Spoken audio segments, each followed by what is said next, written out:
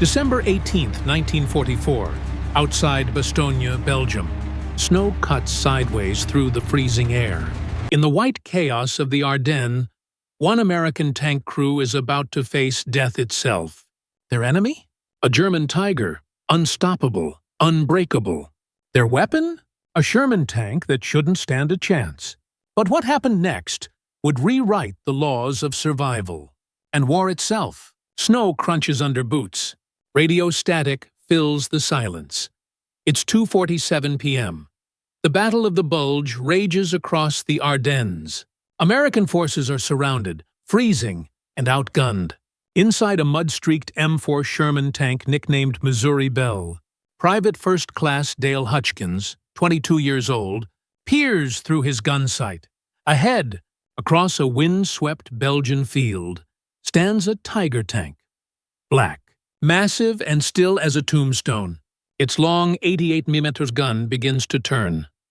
Slow, deliberate, like a predator locking onto its prey.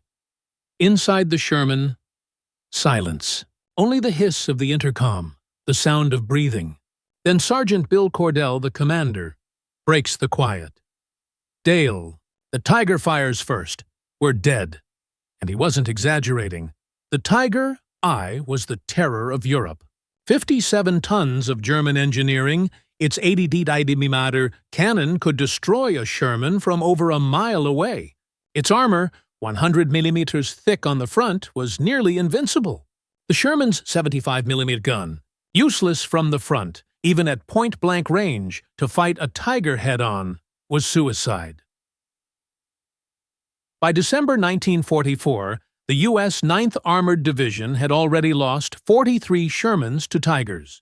Over 200 men, dead or burned alive in steel coffins. Each battle played out the same. Tiger spots Sherman. Tiger fires. Sherman burns. The Sherman was built for speed and numbers. Cheap, mass-produced, one every 38 beat, 38 minutes in Detroit. But against the Tiger, it was a matchstick against a hammer. Dale wasn't supposed to be there. Before the war, he was just a quiet farm mechanic from Nebraska, a man who understood metal, how it bends, how it breaks, how it fails. He wasn't fearless or reckless. He was observant. After weeks of watching friends die, he began to think differently, not like a soldier, but like a mechanic. While performing maintenance in the freezing cold on December 16th, Hutchkins noticed something. Every time they fired at a Tiger, they couldn't tell where the shot hit. Their gun sight had no micro-adjustments, just guesswork. Without feedback, they were shooting blind. Then came his spark of genius. He remembered his father's welding torch, how heat revealed weakness in steel. He realized if he could see exactly where a round landed and adjust quickly, he could put multiple shells in the same spot. Repeated impact, fracture, penetration.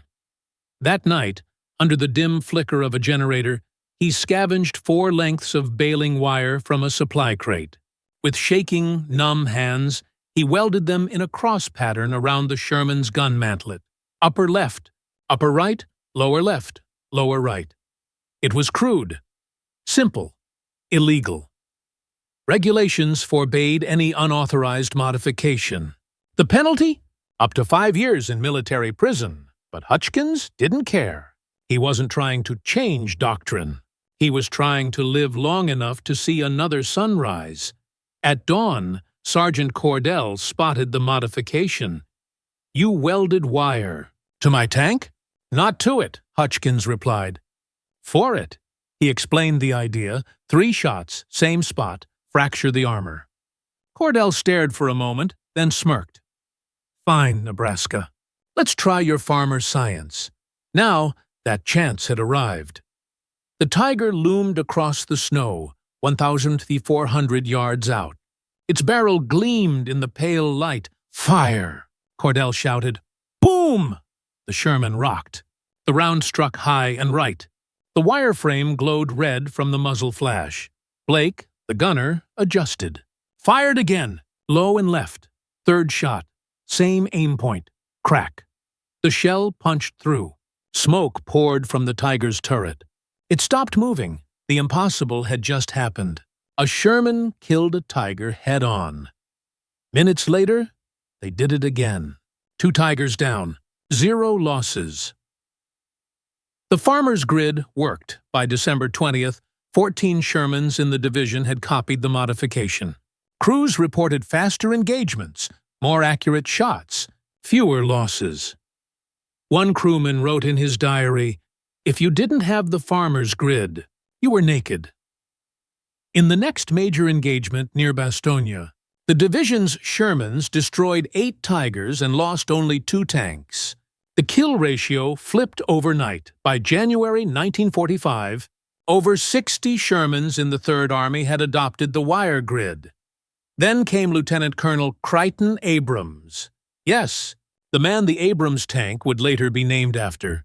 He personally inspected the modified Shermans. After hearing the story, he looked at Hutchkins and said, "You can't teach courage. But you can weld, genius." He promoted him on the spot. The irony? Hutchkins had solved a problem billions of dollars of U.S. industry hadn't. Detroit could build tanks faster than anyone, 2,000 Shermans a month, but speed couldn't replace precision. The Germans built fewer tanks, only about 1,850 Tigers total, but each one was a masterpiece of craftsmanship. The Allies had numbers, coordination, and air power, but not feedback. Hutchkins gave them that. With his wire grid, gunners could see. They could adjust, measure, and think. Shooting wasn't guessing anymore. It was science. The Sherman became a hunter, not prey. By February 1945, reports credited the farmer's grid with turning the tide in multiple armored battles. Kill ratios improved dramatically. Word spread like wildfire, and by March, none other than General George S. Patton inspected the modification himself. He ordered it installed across all Shermans in the Third Army. By April 1945, just weeks before the war's end, over 800 tanks carried. Hutchkins's simple invention. But when the paperwork finally came through, something was missing. The official report credited field maintenance personnel. Hutchkins's name was erased. Bureaucracy buried his contribution. Colonel Abrams protested. But it changed nothing. When Hutchkins found out, he just shrugged. "Names don't stop shells," he said. "Steel does. That's enough." After the war, he went home to Nebraska, back to tractors, welds, and open fields. No medals, no headlines, just quiet pride. But every time he struck a glowing bead of weld, that orange spark must have taken him back to that freezing day in Belgium, when a few scraps of wire turned the tide of battle. The story of Dale Hutchkins isn't about weapons or war. It's about thinking differently when everything's falling apart. When manuals failed, when experts said impossible, one farm boy proved that innovation doesn't always come from laboratories. It comes from desperation, from survival, from people who refuse to stop trying. He didn't just weld steel, he welded hope into the machine, and because of him, countless tank crews made it home. Sometimes the smartest ideas look stupid, until they save your life. If you believe forgotten heroes like Dale Hutchkins deserve to be remembered, don't let his story fade. Share it, because behind every legend of war, there's someone who just refused to give up. Fade out. Snow falls.